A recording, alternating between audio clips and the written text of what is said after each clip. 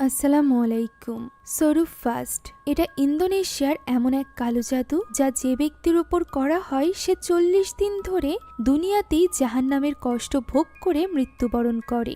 এই সরুফ ফাস্ট করার জন্য কোনো ব্যক্তিকে টানা 40 দিন পর্যন্ত খাবার অথবা পানি না খেয়ে রোজা রাখতে হয়। এর দরুন সে শুধুমাত্র একটা নির্দিষ্ট কবর থেকে রাতের অন্ধকারে মাটি খেতে পারবে, যার ফলে ওই কবরে থাকা ব্যক্তির কারিন জিন রোজা রাখা ব্যক্তির সাথে প্রতিজ্ঞাবদ্ধ হবে এবং সে যার ক্ষতি চায় তাকে এইভাবে যন্ত্রণা দিয়ে দিয়ে মেরে ফেলবে। তবে যদি কেউ এই রোজা শুরু করে কোনো কারণে তা শেষ না করতে পারে, তাহলে ওই ব্যক্তির সাথে বা ওই ব্যক্তির পরিবারের সাথে কি ঘটে তা জানতে পারবো আজকের এই গল্পে, যার নাম সরু। তাই চলুন আর একটুও দেরি না করে এই ইন্টারেস্টিং গল্পের কাহিনী জানা যাক। গল্পের শুরুতে আমরা 2006 সালে ইন্দোনেশিয়ার এক গ্রামের দৃশ্য দেখতে পাই, যেখানে একজন ডেলিভারি ম্যান একটা পার্সেল ডেলিভারি করতে গিয়েছিল একটা বাড়িতে। বাড়িটা দেখে মনে হচ্ছিল অনেকদিন যাবৎ এর রক্ষণাবেক্ষণ করা হয় না। বাড়িটা ছিল কুতুব নামের একজন লোকের। এই ডেলিভারি ম্যান আগে থেকেই কুতুবকে চিনত, তাই সে তাকে নাম ধরে ডাকতে থাকে। তবে ভেতরে উকি দিয়ে সে দেখতে পায় ভেতরে যেন কেউই নেই। এমন সময় সে দূরে কুতুবকে দাঁড়িয়ে থাকতে দেখতে পায়, যাকে দেখে সে পাশের জানালা দিয়ে তাকে ডাকতে থাকে। তখনই কুতুব তার দিকে ঘুরে তাকায়, সাথে সাথে পাশের দরজাটি আপনা আপনি খুলে যায়। ডেলিভারি ম্যান মনে করে অন্য কেউ হয়তো বা দরজাটি খুলে দিয়েছে, তাই সে ভেতরে প্রবেশ করে। ভেতরের জিনিসপত্র দেখেও মনে হচ্ছিল যেন এখানে বহুদিন যাবৎ কেউ থাকেই না। বাড়ির এই পরিবেশ দেখে লোকটি একটু অবাকই হয়। এমন সময় পাশে থাকা একটা টিভি হঠাৎই জ্বলে ওঠে। সাথে সাথে তার সামনে দাঁড়িয়ে থাকা কুতুব ছটফট করতে আরম্ভ করে। বৃদ্ধ কুতুব যেন মৃত্যু যন্ত্রণায় ছটফট করছিল। এমন সময় আচমকা তার মুখ থেকে কালো মাটি বের হতে শুরু করে। এ যেন কবরের মাটি। লোকটি এটা দেখে হতবাক হয়েই গিয়েছিল। এমন সময় পেছনের দরজাটি আপনা আপনি খুলে যায় এবং ওই ঘর থেকে কুতুবের কণ্ঠ ভেসে আসে যে ভেতরে আসো। যা শুনে লোকটি আবারও সামনে তাকাতে দেখতে পায় সামনে যেখানে সে এতক্ষণ যাবৎ কুতুবকে দেখছিল সেখানে কেউই নেই। এমন সময় ওই ঘর থেকে মিউজিক বেজে ওঠে, যা শুনে ডেলিভারি ম্যান একটু সাহস করে সেই ঘরের দিকে এগিয়ে যায়। ঘরে ঢুকতেই সে হতবাক হয়ে যায়, কেননা সেখানে গলায় দড়ি দিয়ে ঝুলেছিল কুতুবের লাশ। এরই সাথে এই দৃশ্যটি শেষ হয়ে যায়। আমরা একই সময়কালে ইন্দোনেশিয়ার অন্য এক শহরের দৃশ্য দেখতে পাই, যেখানে আমরা হানিয়া এবং ইস্তির সাথে পরিচিত হই। তারা দুজন আপন বোন ছিল। হানিয়া বড় বোন এবং ইস্তি ছোট বোন। হানিয়া দর্জির কাজ করত এবং সেই টাকা দিয়ে সে ইস্তিকে পড়ালেখা করাতো। তার স্বপ্নই ছিল ইস্তি একদিন উচ্চশিক্ষিত হবে। আর মাত্র এক বছর পরই ইউনিভার্সিটি থেকে ইস্তির গ্রাজুয়েশন কমপ্লিট হবে, যে ব্যাপারটা নিয়ে হানিয়া অনেক বেশি প্রাউড ফিল করত। রাতে ইস্তি বাড়ি ফেরার পর হানিয়া এবং ইস্তি মিলে খাবার তৈরি করছিল এবং এই ব্যাপারেই কথা বলছিল। তখনই হানিয়ার কাছে একটা কল আসে। কল রিসিভ করতেই সে দেখতে পায় ফোনের অপর প্রান্তে রয়েছে তার ফুফু দারা। এতদিন পর ফুফুর কল পেয়ে হানিয়া অনেক খুশি হয়ে যায়। তখনই সে জানতে পারে একটা দুঃসংবাদ। তার চাচা কুতুব অসুস্থ হয়ে পড়েছে। সে তার শেষ সময় কাটাচ্ছে এবং বারবার হানিয়া আর ইস্তির নাম নিচ্ছে, যে কারণে দারার মনে হচ্ছিল যে তাদের একটাবার এসে তাদের চাচাকে দেখে যাওয়া উচিত।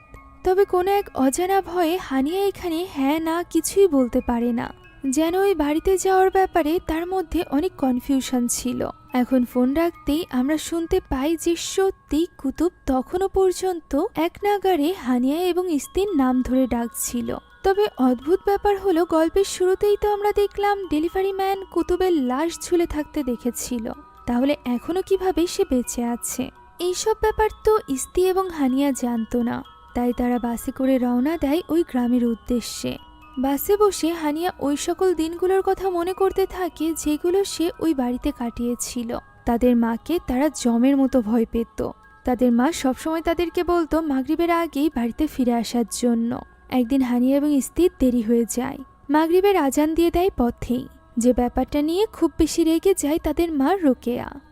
এখানে তারা বাড়িতে ফিরলে তাদের বকাঝকা করে আর এরপর গোসল করে তৈরি হয়ে নিতে বলে। ওই সময় আমরা দেখতে পাই ইস্তির ছোট্ট একটা বিড়াল পুতুল ছিল, যার নাম ছিল জুনা। ইস্তি এমনিতেই একটু ভীতু প্রকৃতির ছিল আর হানিয়া তাকে ভয় দেখাতে খুব মজা পেত। সে জুনাকে নিয়ে তাকে ভয় দেখাচ্ছিল। এমন সময় আমরা রোকেয়াকে দেখতে পাই, যে কিনা কিচেনে কাজ করছিল। হঠাৎই একটা বাটি আপনা আপনি নিচে পড়ে যায়। সাথে সাথে রোকেয়ার কিছু একটা হয়ে যায়। সে বারবার বিড়বিড়িয়ে বলতে থাকে, সন্ধ্যার সময় বাইরে থাকা যাবে না। সন্ধ্যার সময় জিনেরা জেগে ওঠে। হানিয়া এবং ইস্তি এসে দেখতে পায় তাদের মা পজেস হয়ে গিয়েছে। এইসব বিড়বিড়িয়ে বলতে বলতে রোকেয়া আচমকাই সরব সরব বলে চিৎকার করতে থাকে, আর তার মুখ থেকে বেরিয়ে আসে কবরের মাটি, যেমনটি আমরা প্রথম দৃশ্যে কুতুবের মুখ থেকে বের হতে দেখেছিলাম। ওই দিনের ওই ঘটনার কথা মনে করে হানিয়ার বুক যেন বর্তমানেও কেঁপে ওঠে।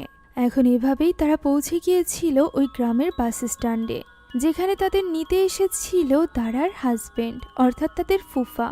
সে তাদেরকে বলে যে তাদের জলদি জলদি বাড়িতে পৌঁছাতে হবে। কুতুবের হাতে বেশি সময় নেই। গাড়িতে করে বাড়িতে পৌঁছাতে তাদের রাত হয়ে যায়। তখন বাইরে প্রচণ্ড বৃষ্টি পড়ছিল। পুরো বাড়িটি ছিল অন্ধকার। দারা হানিয়া এবং ইস্তিকে দেখে তাদেরকে দ্রুত নিয়ে যায় তাদের আঙ্কেল অর্থাৎ কুতুবের ঘরের দিকে। হানিয়া এবং ইস্তিকে ঘরের ভেতরে দিয়ে তারা বাইরেই থাকে। এখন তারা দুই বোন আস্তে আস্তে করে এগিয়ে যায় তাদের আঙ্কেলের বেডের কাছে, যেখানে তাদের আঙ্কেলের অবস্থা খুবই খারাপ ছিল। পুরো শরীরে তার যেন পোকা হয়ে গিয়েছিল। সেই সাথে তার পুরো শরীর ছিল বরফের মতো ঠান্ডা। এই সব কিছু দেখে ইস্তির অনেক বেশি ভয় লাগতে শুরু করে। তাই সে ওই ঘর থেকে বেরিয়ে যাচ্ছিল। হানিয়া তাকে আটকানোর চেষ্টা করে। তখনই সিনম বলে তাদের চাচা তাদেরকে ডাক দেয়। দেখা যায় সে সুস্থ সবলভাবে তাদের দিকে হেঁটে আসছে এবং তাদের কাছে সাহায্য চাইছে। মৃত্যুর আগে সে তাদের দুজনের কাছে সাহায্য চাইছিল। হানিয়া জিজ্ঞাসা করে কি ব্যাপারে সাহায্য। তখনই কুতুব আরো বেশি এগিয়ে আসে এবং তাদের কাছে ক্ষমা চাইতে থাকে, এই বলে যে মৃত্যুর জন্য তার এটা করারই ছিল, তারা যেন তাকে ক্ষমা করে দেয়। এই কথা বলে সে তাদের পায়ে পড়ে, আর এরপর আচমকাই সে ছটফট করতে আরম্ভ করে এবং সেখানেই পড়ে শেষ নিঃশ্বাস ত্যাগ করে। এইসবের কোনো কিছুই বুঝতে পারছিল না ইস্তি এবং হানিয়া। ডক্টর চেক করে কনফার্ম করে যে তাদের চাচা মারা গিয়েছে। এখন ওই রাতে আমরা তাদের একটা পারিবারিক ছবি দেখতে পাই, যেখানে দুই বোনের সাথে তাদের বাবা মা এবং চাচা চাচি ছিল। এখানে হানিয়া তার চাচির কথা জিজ্ঞাসা করে। তারা যতক্ষণ যাবত এখানে এসেছে একবারও চাচির দেখা পায়নি। উত্তরে দারা জানায় হানিয়া এবং ইস্তি যেদিন এই বাড়ি ছেড়ে চলে গিয়েছিল তার পরপরই সাবা অর্থাৎ তাদের চাচিও কুতুবকে ছেড়ে চলে গিয়েছিল। এরপর থেকেই কুতুব একটা লম্বা জীবন এইভাবে অসুস্থভাবে কাটিয়েছে। দারা এখানে এক ভয়ঙ্কর সিক্রেটের ব্যাপারে বলে। তাদের চাচা নাকি এর আগেও অনেকবার নিজেকে শেষ করে দেওয়ার চেষ্টা করেছে। আর ভয়ঙ্কর ব্যাপার হলো এটা যে যখনই তার মৃত্যুর ব্যাপারে ঘোষণা করা হতো তখনই আবার সে জেগে উঠত। শেষমেশ কুতুবই নাকি দারাকে বলেছিল হানিয়া এবং ইস্তিকে এখানে ডেকে আনতে। তারা এখানে আসলেই নাকি কুতুব মুক্তি পাবে। তাই দারার মনে হচ্ছিল যে ফাইনালি হয়তো বা কুতুব এবার মারা গিয়েছে। কাল সকালে তার দাফনের কাজ করা হবে। ততক্ষণ পর্যন্ত দারা এবং তার হাজবেন্ড এই বাড়িতেই থাকবে হানিয়া এবং ইস্তির সাথে। তাই তারা দুই বোন যেন মোটেও ভয় না পায়। এখন ফুফুর কাছ থেকে এই সকল কথা শুনে তারা দুজন চলে যায় তাদের ছোটবেলার ওই ঘরে। ছোটবেলাতে এই বাড়িতে থাকাকালীন তারা এই রুমেই থাকতো। ছোটবেলার সব জিনিসপত্র দেখে তারা অনেকটা ইমোশনাল হয়ে পড়ে। এখানে ইস্তি তার ছোটবেলার ওই সেই বিড়াল পুতুলটি অর্থাৎ জুনাকে দেখতে পায়। হানিয়াও দেখে যে সবকিছু ঠিক আগের মতো রয়েছে, যেমনটি তারা রেখে গিয়েছিল। এখন ওই রাতে ইস্তির কিছুতেই ঘুম আসছিল না। সে হানিয়াকে জিজ্ঞাসা করে যে তাদের চাচা কেন নিজেকে শেষ করে দিতে চাইছিল। হানিয়ার মনে হচ্ছিল হয়তোবা তাদের চাচি সাবা তাকে ছেড়ে গিয়েছিল, এই কারণেই সে নিজেকে শেষ করে দিতে চাইছিল। তখন ইস্তি প্রশ্ন করে যে যদি তাদের চাচা এবারও না মরে। তখন হানিয়া তাকে বোঝায় যে তাদের চাচা তাদের জন্য অপেক্ষা করছিল, তাদেরকে দেখে নিয়েছে, এবার হয়তোবা তাদের চাচা সত্যিই মারা গিয়েছে। তবে ইস্তির যেহেতু ভয় লাগছিল তাই হানিয়া তাকে বলে কাল দাফনের পর পরশু মিলাদ, আর এরপরই তারা এই বাড়ি ছেড়ে চলে যাবে। হানিয়া ইস্তিকে সান্ত্বনা দেয় ঠিকই, তবে তার মনেও অনেকগুলো প্রশ্ন ছিল যেগুলো নিয়ে চিন্তিত থাকায় তার ঘুম আসছিল না। ওই সময় আমরা কুতুবের লাশ দেখতে পাই। রাত 2টার দিকে কুতুবের লাশ আচমকাই উঠে বসে এবং পুরো ঘর দিয়ে হাঁটতে শুরু করে। তখন ইস্তি ঘুমিয়েছিল। ঘুমের মাঝেই তার মনে হয় যেন তার পাশে তার চাচা অর্থাৎ কুতুব শুয়ে আছে। চাচার ডাক শুনে চমকে গিয়ে সে ঘুম থেকে উঠে পড়ে এবং পাশে কাউকেই দেখতে পায় না, এমনকি তার পাশে হানিয়াও ছিল না। যে কারণে সে অনেকটা ঘাবড়ে যায় এবং বাইরে গিয়ে হানিয়াকে খুঁজতে থাকে। এমন সময় দেখতে পায় তার চাচা অর্থাৎ কুতুবের ঘরের দরজা খোলা, যা দেখে সে অনেকটা ঘাবড়ে যায়। এমন সময় ওয়াশরুম থেকে আওয়াজ আসলে সে বুঝতে পারে যে হানিয়া ওয়াশরুমে ছিল। এখন হানিয়া বাইরে আসার পর ইস্তি তাকে ওই দরজা খোলার ব্যাপারটা খুলে বলে, যা শুনে হানিয়া যায় চেক করতে, তবে দরজা তো বন্ধ ছিল, যা দেখে তার মনে হয় ইস্তি হয়তো বা ভয় পাওয়ার কারণে এমনটি দেখেছে। এখন পরদিন সকালে কুতুবের দাফনের আগে দোয়ার ব্যবস্থা করা হয়, যেখানে দোয়া কালাম পড়ার পর তাকে নিয়ে যাওয়া হচ্ছিল কবর দিতে। তবে বাড়ি থেকে বের হতে হঠাৎই ইস্তির খারাপ লাগতে আরম্ভ করে, তার নাক থেকে রক্ত বের হয়ে আসে, যা দেখে দাঁড়া ইস্তিকে বলে রেস্ট নিতে এবং হানিয়াকে বলে ইস্তির সাথে থাকতে। দাফনের ব্যাপারটা তারা সামনে নিবে। ফলে তারা দুই বোন আর গোরস্থানে যায় না। হানিয়া ইস্তির জন্য চা বানিয়ে নিয়ে আসলে ইস্তি তাকে বলে যে সে কালই ফিরে যেতে চায়। ইস্তিও তাকে আশ্বাস দেয় যে তারা কালই ফিরে যাবে। এখন ইস্তিকে চা খেতে বলে হানিয়া যখন ওই রুম থেকে বেরিয়ে আসে, তখন সে ফ্লোরের উপর তার ছোট্ট পুতুলটি পায়। এটা ছোটবেলা থেকেই হানিয়া তার ব্যাগের সাথে লাগিয়ে রাখত। মূলত এটা ছিল তার মায়ের। সে এই পুতুলটিতে হিজাব পিন গেঁথে রাখত, যেগুলো তার প্রয়োজন পড়ত কাপড় সেলাইয়ের সময়। অতীতের স্মৃতি থেকে আমরা জানতে পারি হানিয়ার মতো হানিয়ার মা রোকেয়াও দর্জির কাজ করত। ওই সময় থেকেই সে চাইতো হানিয়াও যাতে এই কাজ শিখে রাখে। এখন অতীতের এই সকল স্মৃতি মনে করে হানিয়া চলে যায় তার বাবা মায়ের ঘরে, যেটা অনেকদিন যাবৎ বন্ধ ছিল।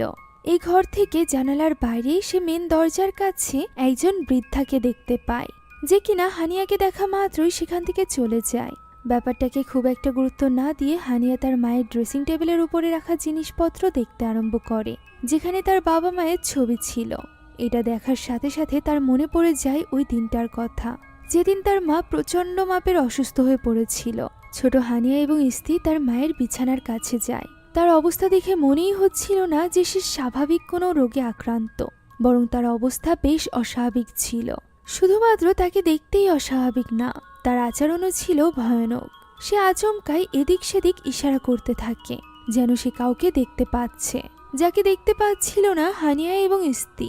এরই মাঝে হঠাৎ করে তার কিছু একটা হয়ে যায়। সে ছটফট করতে আরম্ভ করে।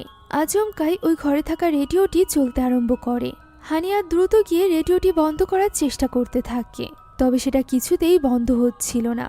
এদিকে তাদের মাও প্রচণ্ড রকমের কষ্ট পাচ্ছিল, যেন তার শরীরের প্রত্যেকটা হাড় বেঁকে যাচ্ছিল।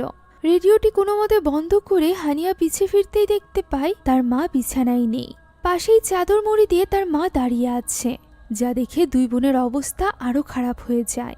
এর উপর আবার তার মা হাসতে হাসতে সেখানেই বসে পড়ে এবং বারবার ফ্লোরের উপর নিজের মাথা আঘাত করতে থাকে। মুহূর্তের মধ্যে সে রক্তাক্ত হয়ে যায়। মেয়ে দুটো চিৎকার এবং কান্নাকাটির আওয়াজ শুনে তাদের বাবা ছুটে আসে এবং স্ত্রীর এই অবস্থা দেখে হতবাক হয়ে যায়। হানিয়া এইসব ভেবে কাঁদছিল। এমন সময় দাঁড়ার ডাকে তার হুঁশ ফেরে। দাঁড়া তাদের জন্য অনেকটা বাজার করে নিয়ে এসেছিল, কেননা সে আশা করছিল হানিয়া এবং ইস্তি বেশ কিছুদিন এখানে থাকবে, অন্তত পক্ষে 7টা দিন। কেননা এই 7 দিন দাঁড়া এই বাড়িতে দোয়া অনুষ্ঠান রাখতে চায় কুতুবের জন্য। ফুফুর মুখে এরকম কথা শুনে হানিয়া না করতে পারে না। তবে হানিয়া জানতে চাইছিল যে তার চাচি অর্থাৎ সাবার সাথে কি হয়েছিল, কেন সে তার চাচা কুতুবকে ছেড়ে চলে গিয়েছিল। এই ব্যাপারে প্রশ্ন করতে দাঁড়া জানায় যে সে শেষবার সাবাকে দেখেছিল বহু বছর আগে।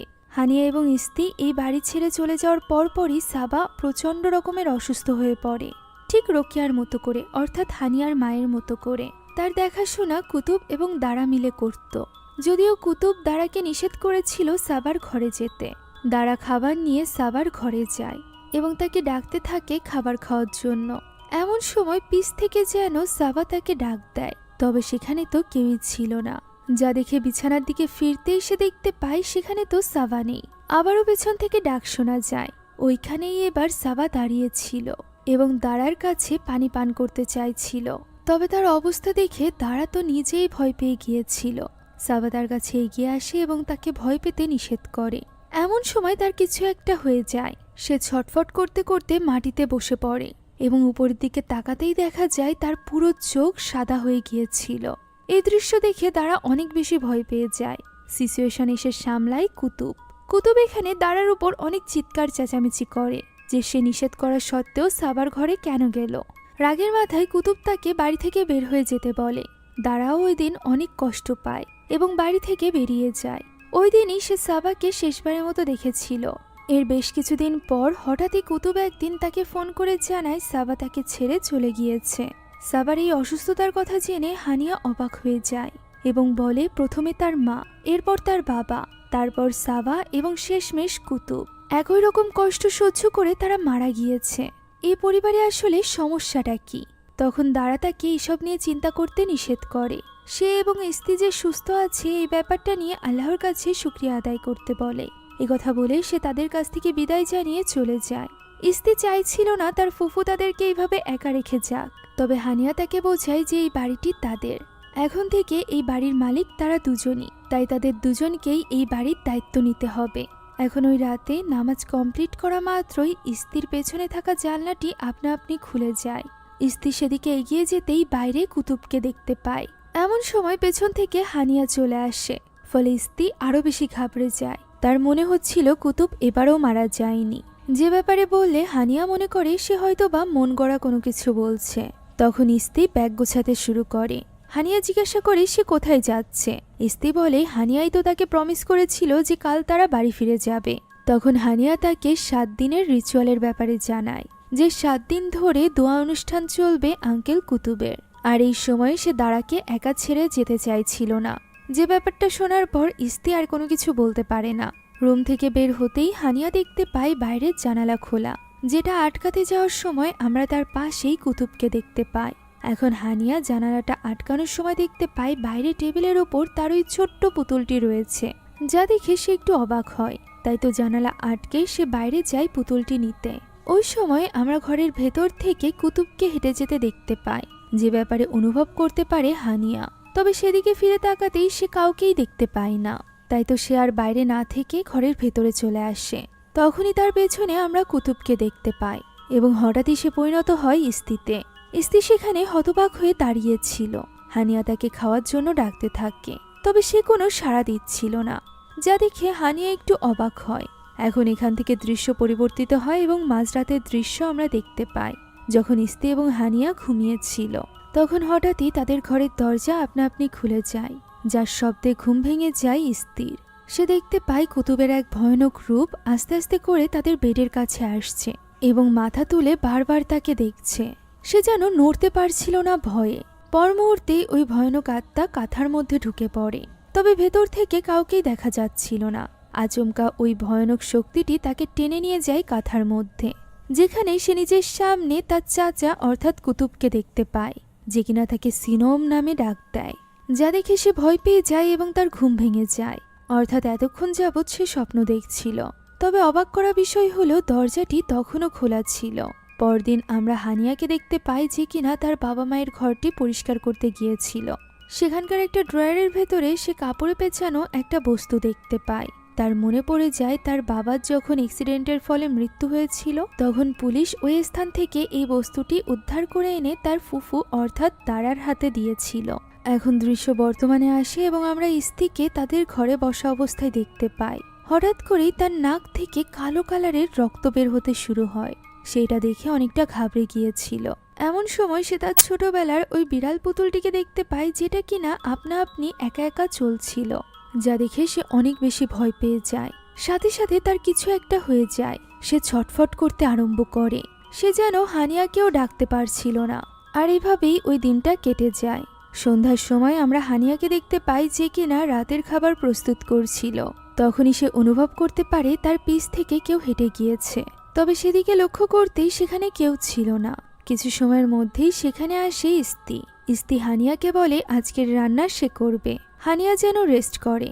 ইস্তির এরকম রান্নার প্রতি আগ্রহ দেখে হানিয়া একটু অবাক হয়। তবে সে খুশিও হয় যে ইস্তি তার উপর রেগে নেই। তবে সে রুমে যাওয়ার জন্য রান্নাঘর থেকে বের হতেই হতবাক হয়ে যায়, কেননা ডাইনিং টেবিলে বসেছিল ইস্তি। সে এখানে থাকলে রান্নাঘরে কে? এরা ভেবেই সে তখনই চলে যায় রান্নাঘরে। সেখানেও ইস্তি ছিল, যাকে ডাক দিতেই কালো চোখ এবং ঠোঁটে এক ভয়ানক হাসি নিয়ে সে তাকিয়ে পড়ে হানিয়ার দিকে, যা দেখে হানিয়া প্রচণ্ড ঘাবড়ে যায়। তখনই সেখানে চলে আসে আসল ইস্তি।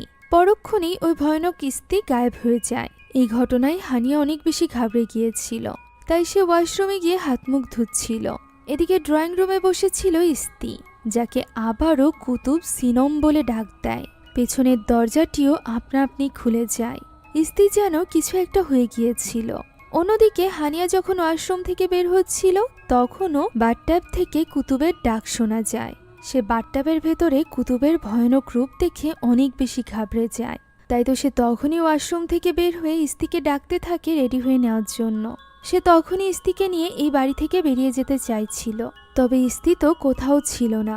তখনই সে কুতুবের ঘর থেকে কণ্ঠস্বর শুনতে পায়।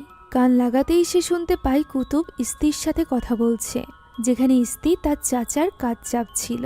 কুতুব এই কিহোল দিয়ে হানিয়াকেও ডাকতে থাকে, যা দেখে হানিয়া অনেক বেশি ঘাবড়ে যায় এবং দ্রুত ইস্তিকে বেরিয়ে আসতে বলে। তবে সে কিছুতেই দরজাটি খুলতে পারছিল না। আবারও কিহোলের দিকে তাকালে এক ভয়ানক চোখ তার সামনে চলে আসে। তখন সে কাঁদতে কাঁদতে বারবার তার চাচাকে বলতে থাকে দরজাটি খুলে দেওয়ার জন্য, ইস্তিকে বাইরে আসতে দেওয়ার জন্য। তখনই দরজাটি আপনা আপনি খুলে যায়। ভেতরে ইস্তি খুবই অদ্ভুতভাবে দাঁড়িয়েছিল। হানিয়া কোনো কিছুর তোয়াক্কা না করে দ্রুত ইস্তিকে নিয়ে চলে যায় তাদের ঘরে এবং জিনিসপত্র গোছাতে শুরু করে, যাতে করে সে এখনই এই বাড়ি ছেড়ে চলে যেতে পারে। তবে ইস্তির তো কোনো হুঁশই ছিল না।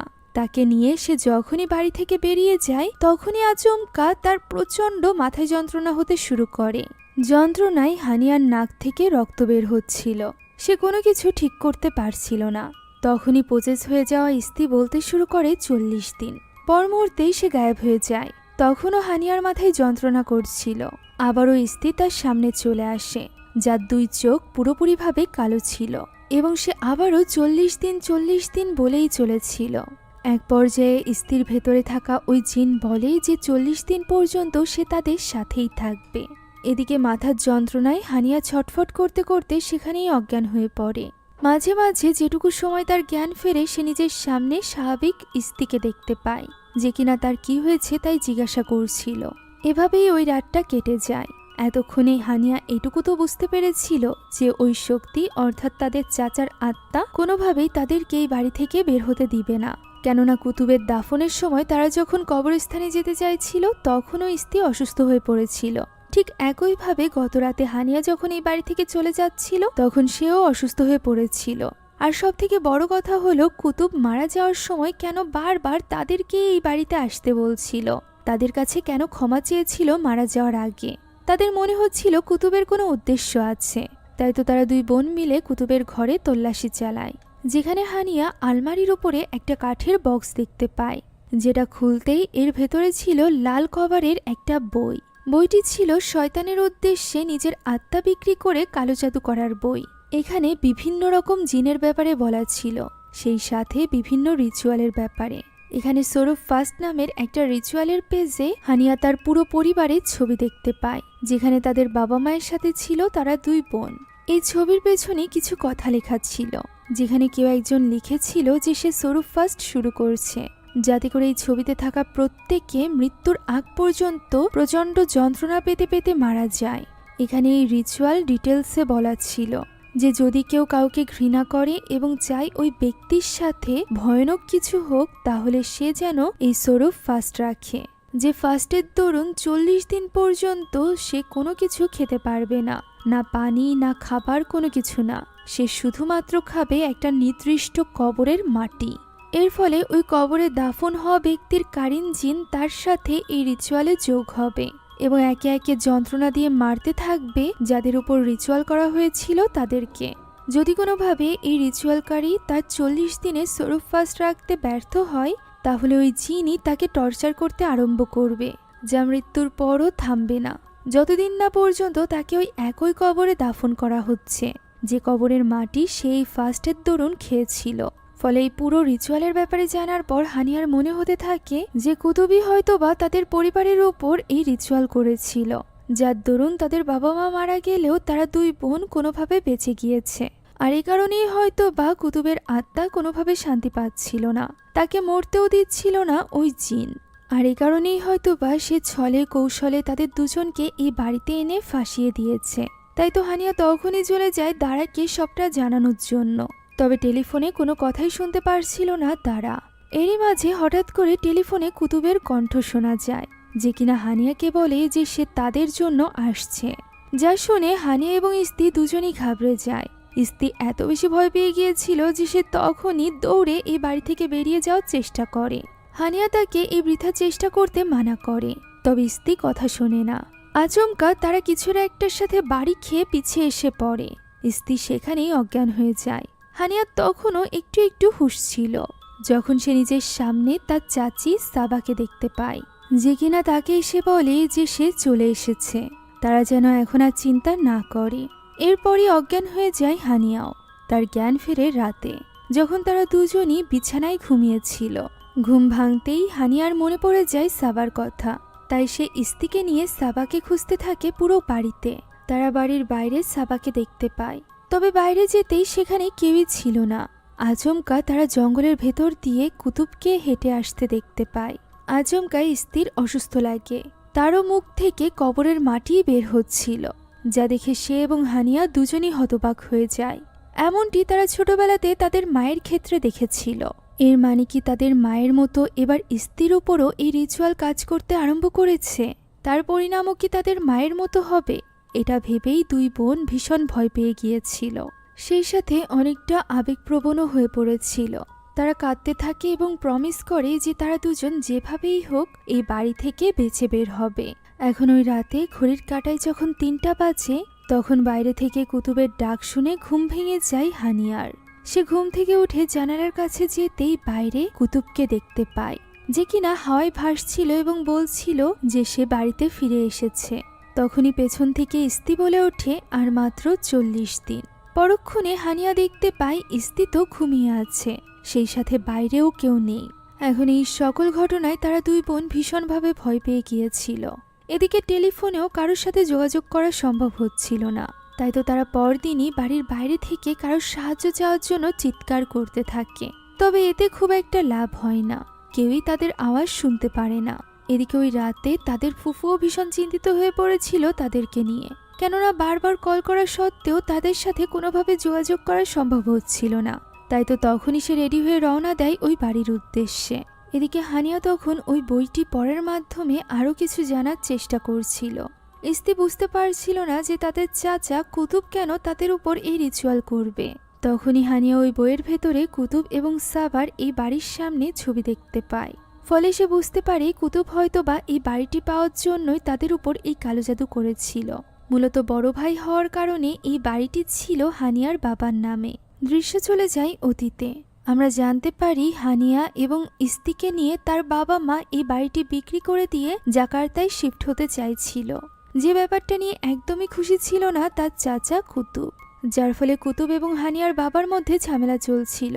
এর উপর আবার কুতুবের উপর ছিল ব্যাংকের ঋণের বোঝা। ওই দিন রাতের বেলা সাবা যখন দেরি করে বাড়িতে ফেরে, তখন তাকে এইসব নিয়ে খোঁচা মেরে কথা বলতে থাকে রোকেয়া, অর্থাৎ হানিয়ার মা, যার কোনো উত্তর দেয় না সাবা। সে শুধুমাত্র এইটুকু বলে যে সে বাইরে থেকে খাবার কিনে এনেছে, যেগুলো দিয়ে কুতুব এবং তার চলে যাবে। এখানে সাবাকে দেখে বোঝাই যাচ্ছিল যে তার মন ভীষণভাবে খারাপ। সেই সাথে কুতুবের চোখে মুখেও ছিল রাগের ছাপ। এখন দৃশ্য বর্তমানে চলে আসে, যেখানে হানিয়া চলে যায় কুতুবের ঘরে এবং সেখানে গিয়ে কুতুবকে উদ্দেশ্য করে বলতে থাকে তার যদি এই বাড়ির প্রয়োজন হয় তাহলে যেন সে এই বাড়িটি রেখে দেয়। তাদের দুজনের কোনো কিছুর প্রয়োজন নেই, সে যেন শুধুমাত্র তাদের দুই বোনকে মুক্তি দেয়। এরপরও যদি তার কারো জীবন নিতে হয় তাহলে সে যেন হানিয়ার নেয়, ইস্তিকে যেন সে ছেড়ে দেয়। এইসব বলেই হানিয়া কাঁদতে থাকে। ইস্তি তখন এসে তাকে জড়িয়ে ধরে এবং এই কথা বলতে নিষেধ করে। তারা এভাবেই বসে কাঁদছিল। এমন সময় তারা কুতুবের বিছানার নিচে অদ্ভুত কিছু দেখতে পায়। বিছানার অংশ উঠাতেই তারা দেখতে পায় সেখানে কাঠ দিয়ে কিছু ঢেকে রাখা হয়েছে। তাই তো বিছানা তারা সেখান থেকে সরিয়ে ফেলে। এই কাঠের তক্তাগুলোর উপর ছিল কিছু রিচুয়ালের জিনিসপত্র, যেগুলো সরিয়ে তারা একে একে কাঠগুলো সরিয়ে ফেলে এবং দেখতে পায় ভেতরে রয়েছে মাটি। হানিয়া আর দেরি না করে দ্রুত ওই মাটি খুঁড়তে আরম্ভ করে। তখনই ওই ঘরের বাইরে থেকে আওয়াজ ভেসে আসে, যা শুনে ইস্তি সেদিকে এগিয়ে যায়। এদিকে হানিয়া মাটি খুঁড়তে খুঁড়তে হঠাৎই সেখানে কিছু একটাই বেঁধে যায়। সে একটা লকেট খুঁজে পায় এবং সেই সাথে সেখানে ছিল একটা কঙ্কাল। এর মানে বহু বছর আগে এখানে কাউকে পুঁতে রাখা হয়েছিল। নেকলেস থেকে তারা নিশ্চিত হয়ে যায় যে এই কঙ্কাল আর কারণ নয় বরং তাদের চাচি সাবার। সাবা যদি অনেক বছর আগে মারা গিয়ে থাকে তাহলে গতকাল তারা কাকে দেখলো? এটা ভেবে তারা অনেকটা ঘাবড়ে যায় এবং নিজেদের ঘরের দিকে যেতে শুরু করে। তখনই তারা মেন দরজা খোলা দেখতে পায় এবং রান্নাঘর থেকে আওয়াজ শুনে বুঝতে পারে হয়তোবা তাদের ফুফু দাঁড়া চলে এসেছে, যে কিনা রান্নাঘরে দাঁড়িয়ে তাদের জন্য খাবার বানাচ্ছিল। যা দেখে তারা দৌড়ে চলে যায় তাদের ফুফুর কাছে এবং তাকে সবটা খুলে বলতে শুরু করে। তবে তারা যেন কোনো কিছু শুনেই অবাক হচ্ছিল না।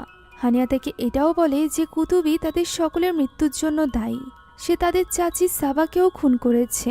তখন দাঁড়া বলে ওঠে যে হানিয়ার কি মনে আছে তার বাবা মারা যাওয়ার সময় পুলিশ একটা জিনিস দিয়ে গিয়েছিল, তারা যেন সেটা পুড়িয়ে ফেলে। একথা শুনে হানিয়া একটু অবাক হয়। তখন বারবার দাঁড়া বলতে থাকে সেটা পুড়িয়ে ফেলতে। সেই সাথে সে সবজির সাথে নিজের আঙুলও কাটতে আরম্ভ করে, যা দেখে ভীষণভাবে ভয় পেয়ে যায় হানিয়া এবং ইস্তি। সে এবার তাদের দিকে তাকায় এবং বলতে থাকে যে সে চলে এসেছে, যেখানে দাঁড়ার পুরো চোখ সাদা ছিল। এটা দেখে হানিয়া এবং ইস্তি ভয় পেয়ে যায় এবং দ্রুত সেখান থেকে পালাতে আরম্ভ করে। তখনই মেন দরজা দিয়ে ভেতরে প্রবেশ করে আসল দাঁড়া। তবে তাকে দেখে হানিয়া এবং ইস্তি আরো বেশি ঘাবড়ে গিয়েছিল। তারা বিশ্বাসই করতে পারছিল না যে এটাই আসল দাঁড়া। তখন দাঁড়া সব সিচুয়েশন বুঝে তাদেরকে কাছে টেনে নেয় এবং তারা দুজনও বুঝতে পারে যে এটাই তাদের আসল ফুফু। এরপর তারা তাকে সবকিছু খুলে বলে, সেই সাথে ড্রয়ারে পাওয়া ওই বস্তুটিও দেখায়। দাঁড়া নিশ্চিত করে এই জিনিসটাই পুলিশ তাদেরকে দিয়েছিল। সে কখনো এটা খুলে দেখেনি। এটা যেন কাঠের একটা ধারালো বস্তু ছিল, যার ভেতরে ছিল এক টুকরো কাগজ, যেখানে লেখা ছিল একটা মন্ত্রের মতো লাইন। হানিয়া এখানে দাঁড়াকে প্রশ্ন করে যে তাদের চাচা কুতুব কেন তাদের সাথে এমনটি করলো। উত্তরে দাঁড়া তাদেরকে প্রশ্ন করে যে তাদের কি এই বাড়ি থেকে চলে যাওয়ার এক রাত আগের ঘটনার কথা মনে আছে। বাবা মায়ের মৃত্যুর পর দাঁড়া প্রায় এখানে এসে খাবার রান্না করে দিত, যাতে করে হানিয়া এবং ইস্তির কোনো রকম কষ্ট না হয়। একদিন যখন সে চলে যাচ্ছিল তখনই হঠাৎ করে সাবার চিৎকারের আওয়াজ শোনা যায়, যা শুনে হানিয়া এবং ইস্তিকে জড়িয়ে ধরে দাঁড়া। তখনই তাদের চাচি সাবা ঘর থেকে বেরিয়ে আসে এবং কুতুবকে বলতে থাকে যে তার কারণেই আজ তাকে এত যন্ত্রণা ভোগ করতে হচ্ছে। একথা বলেই সে হানিয়া এবং ইস্তির সামনে এসে চিৎকার করতে থাকে। আর এই ঘটনার কারণেই পরদিন সকালে দাঁড়া হানিয়া এবং ইস্তিকে নিয়ে এই বাড়ি থেকে চলে গিয়েছিল। এখানে দাঁড়া জানায় যে সেদিন এই বাড়ি থেকে চলে যাওয়ার জন্য কুতুবই তাকে বলেছিল। সে এটাও বলেছিল হানিয়া এবং ইস্তিকে যেন এই বাড়ি থেকে দূরে রাখা হয়। কুতুব যদি নিজে এই কালো জাদু করে থাকবে তাহলে সে কেন হানিয়া এবং ইস্তিকে এই বাড়ি থেকে দূরে রাখার কথা বলবে। একথা বলতেই হঠাৎ করে ইস্তি অসুস্থ হয়ে পড়ে, তাই তাকে নিয়ে ঘরে শুইয়ে দেওয়া হয়। একই ঘরে দাঁড়া বসে ওই বস্তুটি দেখছিল। এমন সময় আচমকা পেছন থেকে ইস্তির কণ্ঠ শোনা যায়। তবে সে তাকাতেই দেখতে পায় ইস্তি তো ঘুমিয়ে আছে। পর মুহূর্তে আবারও কণ্ঠ শোনা গেলে সে তাকিয়ে দেখতে পায় ইস্তি উল্টো হয়ে বসে আছে, যে কিনা ভয়ানক কালো চোখ নিয়ে তাকায় দাঁড়ার দিকে এবং তার উপর হামলে পড়ে। এদিকে ওই সময় ইস্তির জন্য শরবত বানাচ্ছিল হানিয়া, যেখানে হঠাৎই সে বাইরে ইস্তিকে দাঁড়ানো অবস্থায় দেখতে পায়, যে কিনা পরক্ষণেই গায়েব হয়ে যায়। সে যখন শরবত প্রস্তুত করে আসছিল তখনই হঠাৎ করে তারা চিৎকার শোনা যায়। সেই সাথে পুরো বাড়ির ইলেকট্রিসিটি চলে যায়। আনিয়া টর্চ লাইট নিয়ে ইস্তিকে খুঁজতে খুঁজতে ঘরে আসলে দেখতে পায় সেখানে ইস্তি নেই, বরং দাঁড়া তো সেখানে অজ্ঞান হয়ে পড়ে আছে। সে দাঁড়ার জ্ঞান ফেরানোর চেষ্টা করছিল, এমন সময় বাইরে থেকে আওয়াজ আসতে থাকে। হানিয়া বাইরে চলে যায় ইস্তিকে খোঁজার জন্য, যেখানে সে দেখতে পায় একটা দরজা বারবার লাগছিল এবং খুলছিল। তখনই হঠাৎ করে পেছন থেকে কুতুবের আত্মা তাকে ডাক দেয় এবং তার কাছে আসতে বলে। হঠাৎই কুতুবের কিছু একটা হয়ে যায়।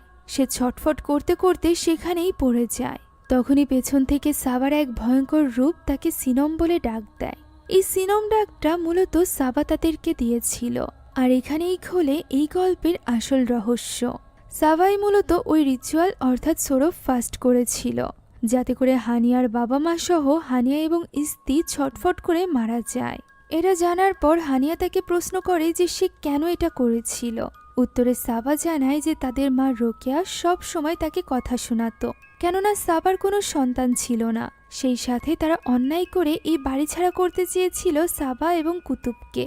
এ কারণেই সে তাদেরকে এই বাড়িতেই হত্যা করেছে। একথা বলেই সে হামলা করতে এগিয়ে আসে হানিয়ার দিকে।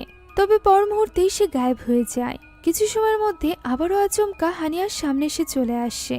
পরক্ষণেই পেছনে চলে আসে ইস্তি, যে কিনা এক নাগারে সৌরভ সৌরভ বলেই চলেছিল। শুধুমাত্র সেই নয়, সেখানে অসংখ্য আত্মা অথবা জিনের আগমন ঘটে, যারা কিনা বারবার সৌরভ সৌরভই বলে চলেছিল। হঠাৎই ওই জিন ইস্তিকে টেনে নিয়ে যায় কুতুবের ঘরে এবং সাথে সাথে দরজা বন্ধ করে দেয়। হানিয়া বারবার দরজাটি খোলার চেষ্টা করছিল। এমন সময় সে নিজের পেছনে কাউকে একটা অনুভব করতে পারে, তবে সেখানে কেউই ছিল না। তখনই ওই দরজাটি আপনা আপনি খুলে যায়। ভেতরে যেতেই হানিয়া দেখতে পায় ইস্তির 2 চোখ কালো হয়ে আছে এবং সে হাওয়ায় ভাসছে। হানিয়া যখন তার জ্ঞান ফেরানোর চেষ্টা করছিল, তখন ওই জিন বিভিন্ন মানুষের রূপ নিয়ে এসে ভয় দেখাতে শুরু করে। তার হাতের টর্চটি বন্ধ হয়ে যায়। সেটা চালু করার সে চেষ্টা করছিল, আর টর্চটি চালু হতেই তার সামনে চলে আসে সাবা। তাকে দেখে হানিয়া এত বেশি ভয় পেয়ে যায় যে সে দেওয়ালের সাথে আঘাত খেয়ে নিচে পড়ে যায় এবং অজ্ঞান হয়ে পড়ে। তখনই আমরা অতীতের দৃশ্য দেখতে পাই, যখন এই সরুফ ফাস্টের ফলে রোকেয়া মারা গিয়েছিল। রোকেয়ার এই ভয়ানক মৃত্যুতে ভেঙে পড়েছিল হানিয়া এবং ইস্তির বাবাও।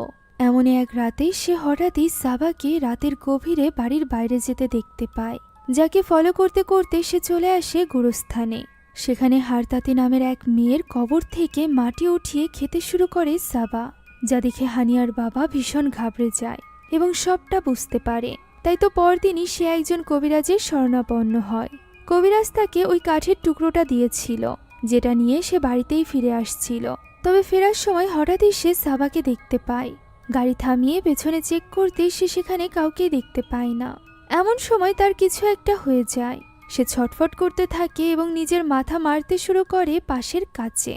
আর এভাবেই মৃত্যু হয় হানিয়ার বাবার। দৃশ্য বর্তমানে আসে।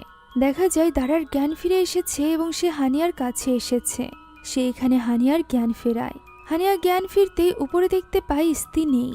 তখন দারা তাকে বলে যে সে বুঝতে পেরেছে এই বস্তুটি হানিয়ার বাবা নিশ্চয়ই ওই শয়তানের সাথে লড়াইয়ের জন্য এনেছিল।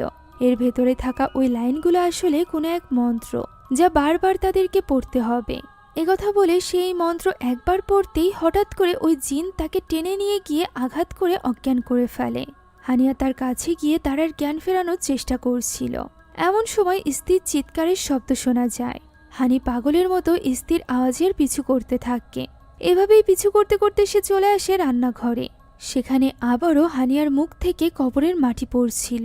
হঠাৎই দেওয়ালে ভয়ঙ্করভাবে দেখা যায় সাবার রূপে থাকা ওই জিনকে, যে কিনা ভয়ানকভাবে তাদের পিছু করতে থাকে।